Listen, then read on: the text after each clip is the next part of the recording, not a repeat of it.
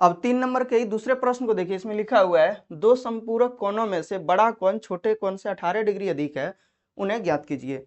तो यहाँ पे भी हम लोग उसी प्रकार से दो समीकरण बनाएंगे, यानी कि समीकरण युग्म निकालेंगे और उसके बाद फिर प्रतिस्थापन विधि से हल ज्ञात करेंगे। तो सबसे पहले तो यहाँ पर देखिए लिखा क्या हुआ है, तो इसको बनाने के लिए सॉल्व लिखना होगा और उसके बाद यहाँ पर देख सकते हैं बोला है कि दो संपूरक कोण है। तो संपूरक का मतलब क्या होता है कि कोई भी दो कोणों का योग अगर 180 डिग्री हो जाए तो वो दोनों एक दूसरे का संपूरक होता है।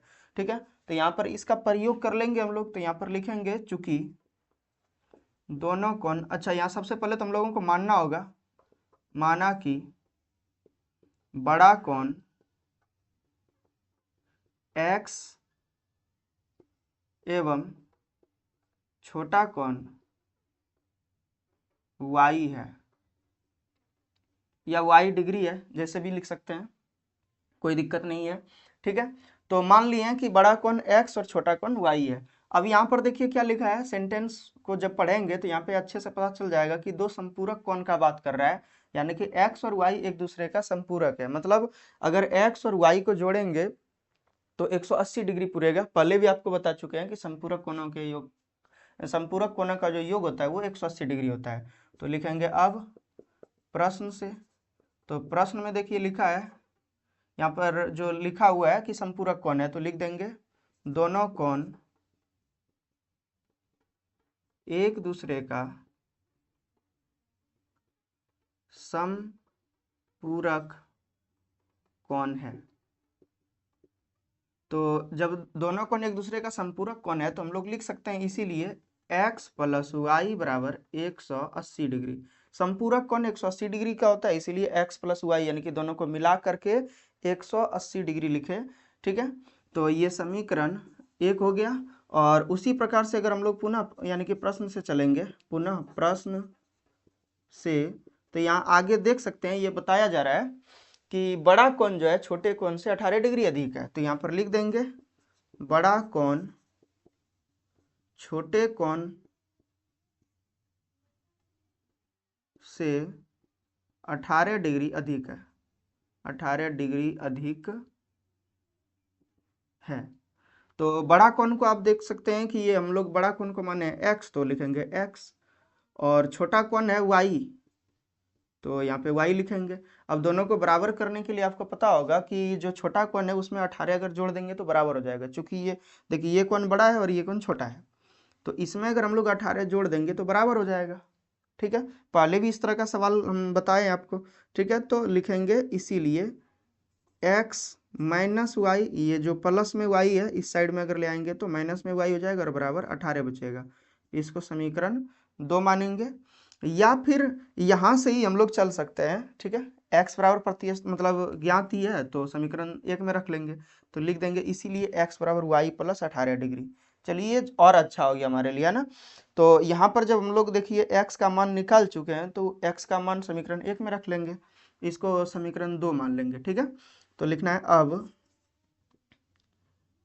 x का मान समीकरण 1 में रखने पर, तो इसमें देखिए क्या हो जाएगा, x का मान समीकरण 1 में रखेंगे तो समीकरण 1 को पहले लिख लेते हैं, x प्लस वाई बराबर 180 डिग्री।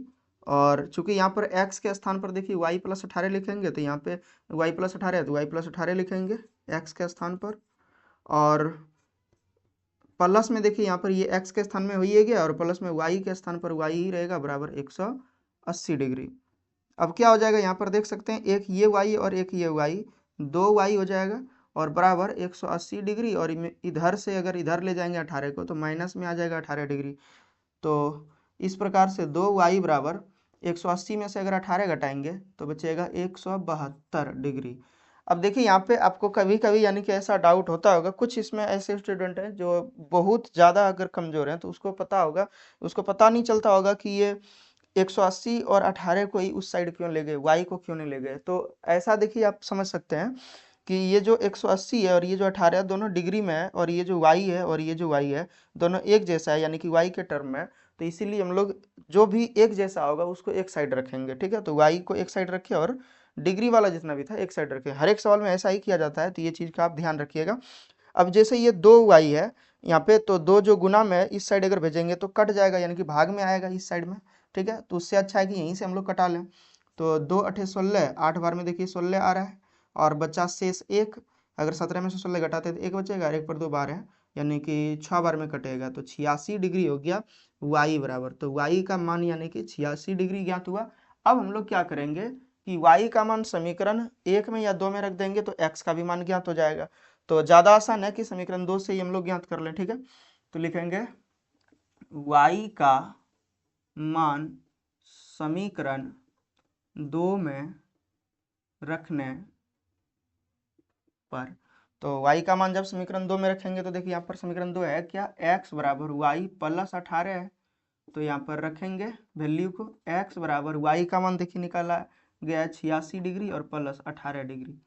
तो अगर इस तरह से हम लोग जोड़ते हैं तो इसीलिए x बराबर प्राप्त हुआ है 8 6 14 का 4, हाथ में बचेगा 1, और 8 1 9 और 1 10, 104 डिग्री।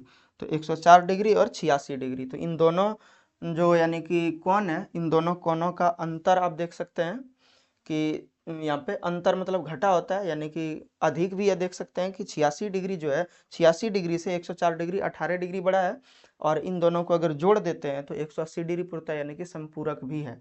तो लिख देंगे अतः x बराबर 104 डिग्री एवं y बराबर 86 डिग्री है। आंसर इस प्रकार से ज्ञात हुआ। अब आप इसका स्क्रीनशॉट ले सकते हैं।